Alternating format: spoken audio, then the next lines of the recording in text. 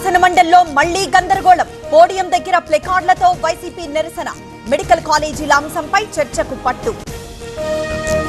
గాజుల రామారంలో కవిత పర్యటన. హైడ్రా కూల్చిన ఇళ్లను పరిశీలించిన కవిత హైకోర్టు ఆదేశాలను పట్టించుకోరా అని ప్రశ్న.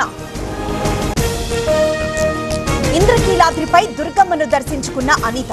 కూటమి ప్రభుత్వం మరో 20 ఏళ్లుండాలి, ఏర్పాట్లు బాగున్నాయన్న మంత్రి. శ్రీరామ్ సాగర్ ప్రాజెక్టుకు పోటెత్తిన వరద. 40 గేట్లెత్తి దిగువకు నీటి విడుదల. ఇన్ఫ్లో 2 లక్షల క్యూసెక్కులు. విశాఖలో జాతీయ ఈ గవర్నెన్స్ సదస్సు. ఎగ్జిబిషన్ ప్రారంభించిన Chandrababu. Viksit Bharat digital transformation team తో సమ్మిట్. రేపు మేడారంలో రేవంత్ రెడ్డి పర్యటన. అభివృద్ధి ప్రణాళిక ఖరారు చేయనున్న సీఎం. ఏర్పాట్లపై మంత్రి సీతక్క సమీక్ష. శ్రీశైలం జలాశయానికి భారీగా వరద. ఓఎస్ఎస్ ఫర్టిలిటీతో మీ పేరెంట్హుడ్ ప్రయాణాన్ని ప్రారంభించండి. In the good hands of science. 10 గేట్లు 10 అడుగుల మేర ఎత్తివేత. కొనసాగుతున్న విద్యుత్ ఉత్పత్తి. ఉత్తర బంగాళాఖాతంలో అల్పపీడనం. ఏపీలో పలు జిల్లాలకు భారీ వర్ష సూచన.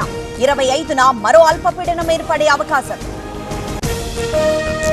ఇవాళ ఛత్తీస్గఢ్ కు మంత్రి ఉత్తమ్. సాయంత్రం ఆ రాష్ట్ర సీఎంతో భేటీ. సమ్మక్క సాగర్ ప్రాజెక్టుకు ఎన్ఓసీపై చర్చ. శ్రీశైలంలో పెరిగిన భక్తుల రద్దీ. దసరా సెలవులతో తరలి వచ్చిన భక్తులు. దర్శనానికి 2 గంటల సమయం. అక్రమంగా తెచ్చిన లగ్జరీ కార్లపై బీఆర్ఎస్ నడుస్తుందా? మార్కెట్ ధరకేనా, తక్కువ ధరకు తీసుకున్నారా? విచారించాలన్న బండి సంజయ్. భద్రాద్రి పినపాక ఏజెన్సీలో హై అలర్ట్. మావోయిస్టు పార్టీ వారోత్సవాలతో అప్రమత్తం. వాహన తనిఖీలు చేపట్టిన పోలీసులు. ఎన్టీఆర్ జిల్లా తిరువూరులో కూలిన గోడ. 4గురికి తీవ్ర గాయాలు. ఆసుపత్రిలో చికిత్స. జీఎస్టీ తగ్గింపుపై బీజేపీ క్యాంపెయిన్. ఈ నెల 29 వరకు ఎంపీల ప్రచారం. ఎన్నికలు జరగనున్న రాష్ట్రాలపై ప్రత్యేక దృష్టి. నిండు కుండల నాగార్జున సాగర్. 26 గేట్లెత్తి దిగువకు నీటి విడుదల. కొనసాగుతున్న విద్యుత్ ఉత్పత్తి. ఐఫోన్ కొనివ్వలేదని మనస్తాపం. ఉరివేసుకుని యువకుడి ఆత్మహత్య. విశాఖ సుజాత నగర్ లో ఘటన. ఇవాళ అరుణాచల్, త్రిపురలో ప్రధాని పర్యటన. 5,000 కోట్ల విలువైన అభివృద్ధి పనులకు శ్రీకారం.